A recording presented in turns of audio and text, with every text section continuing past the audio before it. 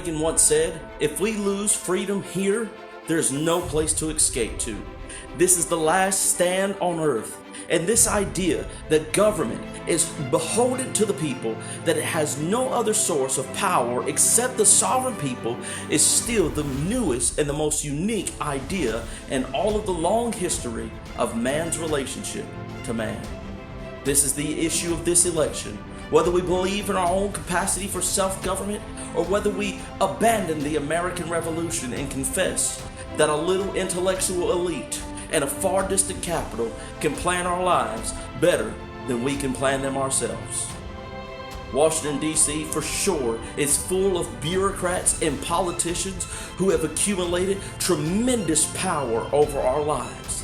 They can tell us whether or not to wear a mask. They can shut down our churches, businesses, and schools in an instant. We have been quarantined for months now. This is not what the Founding Fathers had in mind. The politicians in D.C. don't care about Fayetteville or our community, but I do. And as your mayor, I will work hard and fight every single day to ensure that your liberties are protected here in Fayetteville, North Carolina. Ronald Reagan also said, "You are increasingly told that we have to choose between a left or a right." Well, I'd like to suggest there is no such thing as a left or a right. There's only an up or down, man's age-old dream, the ultimate and individual freedom consistent with law and order, or down to the ant-heap of totalitarianism.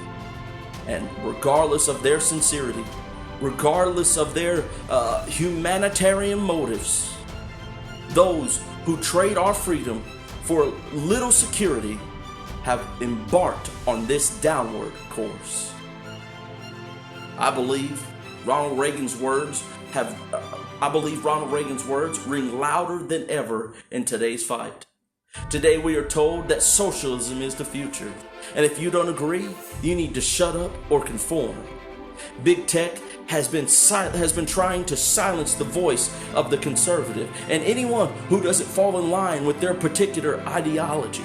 And to be quite frank with you, I'm tired of it.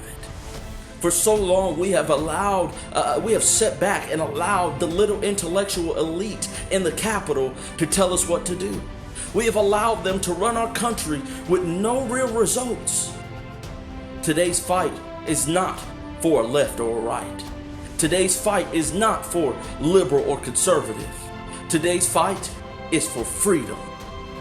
And I'm telling you today, do not allow anyone to persuade you or to convince you that the freedoms and the liberties granted to us by the Constitution is done for. A wise man once said, "The only thing necessary for the triumph of evil is for good men to do nothing." It is our elected officials' responsibility. It is their responsibility to keep this nation a free, constitutional republic. And if you don't believe that they are doing just that, then it's time to put in work. It's time to stand up and step up and get involved. Those who neglect history are destined to repeat it. As mayor, I want the people of Fayetteville to be able to work less for the government and more for themselves. I want them to reap the rewards of their own hard work, because I personally believe that that is the main principle of freedom. The Declaration of Independence says, "We hold these truths to be self-evident, that all men are created equal, that they are endowed by their Creator with certain unalienable rights, that among these are life, liberty, and the pursuit of happiness." Abraham Lincoln called the Declaration of Independence a rebuke and a stumbling block to tyranny and oppression. This nation is the heartbeat, or the beating heart of liberty. And if you and I do not stand up for freedom, starting right here in Fayetteville, North Carolina, then it will cease beating, and the great ideals we have been given will fail. And to conclude this speech, Ronald Reagan said, "Freedom is never more than one generation away from extinction. We didn't pass it on to our children in the bloodstreams. It must be fought for, protected, and handed on down for them to do exactly the same.